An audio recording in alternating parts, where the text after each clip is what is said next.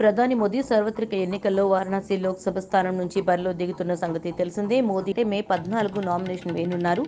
ఈ కార్యక్రమానికి చంద్రబాబుకు కూడా మోదీ ఆహ్వానం పంపించారు. చంద్రబాబు ఎల్లుండి విజయవాడ నుంచి ప్రత్యేక విమానంలో వారణాసి వెళ్లనున్నారు. అక్కడ మోదీ నామినేషన్ కార్యక్రమంలో పాల్గొని ఎన్డీఏ మిత్రపక్షాల సభలో మోదీతో పాల్గొని ప్రసంగించనున్నారు.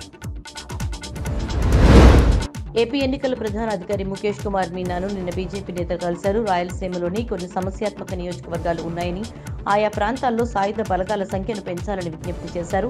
జమ్మలమడుగు, ధర్మవరం, బద్వేల్ నియోజకవర్గాల్లో బలగాలను పెంచాలని, ఈ అంశంపై బీజేపీ నేత సత్యకుమార్ ఇప్పటికే హైకోర్టులో పిటిషన్ వేశారని, ఆ కేసు తీర్పులో కోర్టు ఏం చెప్పిందన్న విషయాన్ని కూటమి నేతలు సీఈఓకి వివరించారు. హైకోర్టు తీర్పును వెంటనే అమలు చేయాలని కోరారు. వైఎస్ వివేక కూతురు doctor Sunitha Narreddy infections diseases society of America ఫెలోగా ఎంపికయ్యారు. అంటువ్యాధుల రంగంలో విశేషమైన కృషికి, అంకిత భావానికి నిదర్శనమని ఐడీఎస్ఏ పేర్కొంది.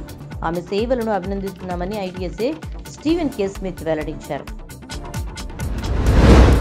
తిరుపతికి చెందిన 5 సీఐలపై ఎన్నికల సంఘం బదిలీ వేటు వేసింది. సీఐలు జగన్మోహన్ రెడ్డి, అంజు యాదవ్, అమర్నాథ్ రెడ్డి, శ్రీనివాసులు, వినోద్ కుమార్ ను అనంతపురం జిల్లాకు బదిలీ చేసింది. వైసీపీకి అనుకూలంగా వ్యవహరిస్తున్నారంటూ టీడీపీ నేతలు ఫిర్యాదు చేయడంతో ఈసీ చర్యలు తీసుకుంది.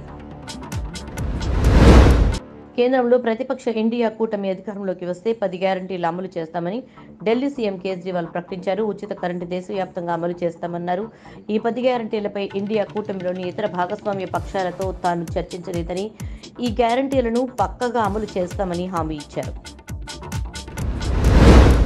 భారత్లోని సివిల్ సర్వీసులు, ఐఏఎస్ వ్యవస్థలో నీతి, నిజాయితీ తగ్గుతోందని ఆర్బీఐ మాజీ గవర్నర్ దువ్వూరి సుబ్బారావు ఆరోపించారు. ఈ వ్యవస్థను సంస్కరించాల్సిన ఆవశ్యకత ఉందన్నారు. ఆయన రాసిన ఓ పుస్తకంలో ఐఏఎస్ వ్యవస్థ ప్రక్షాళనపై తన అభిప్రాయాలను రాసుకొచ్చారు.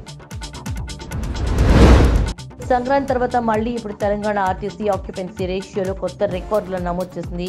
ఏపీ ఎన్నికల కోసం వలసదారులు తరలి వెళ్లడంతో తెలంగాణ ఆర్టీసీ సంక్రాంతి రికార్డును బ్రేక్ చేసింది. సంక్రాంతి సీజన్తో పోలిస్తే 10% పైగా ప్రయాణికులు తెలంగాణ ఆర్టీసీని వినియోగించుకున్నారు.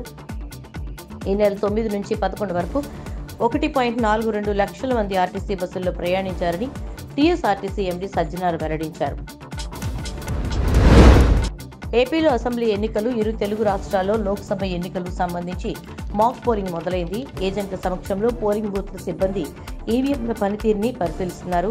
ఉదయం 6 గంటలకు మొదలైన ఈ ప్రక్రియ ముగిసిన అనంతరం ఓటింగ్ ప్రక్రియ షురూ కానుంది. ఉదయం 7 గంటల నుంచి సాయంత్రం 6 గంటల వరకు ఏపీ, తెలంగాణలో పోలింగ్ కొనసాగనుంది. ఇక నక్సల్స్ ప్రభావిత నియోజకవర్గాల్లో సాయంత్రం 4 గంటలకే పోలింగ్ ప్రక్రియ ముగియనుంది. హైదరాబాద్ కమిషనరేట్ పరిధిలో రేపు రాత్రికి కూడా మద్యం దుకాణాలు తెరవకూడదని సిపి ఉత్తర్వులు జారీ చేశారు. తాజాగా దాన్ని రేపు ఉదయం 6 గంటల వరకు పొడిగించారు. పోలింగ్ పూర్తయ్యాక నగరంలో ఎలాంటి అవాంఛనీయ సంఘటనలు జరగకుండా ఈ నిర్ణయం తీసుకున్నట్టు తెలుస్తోంది.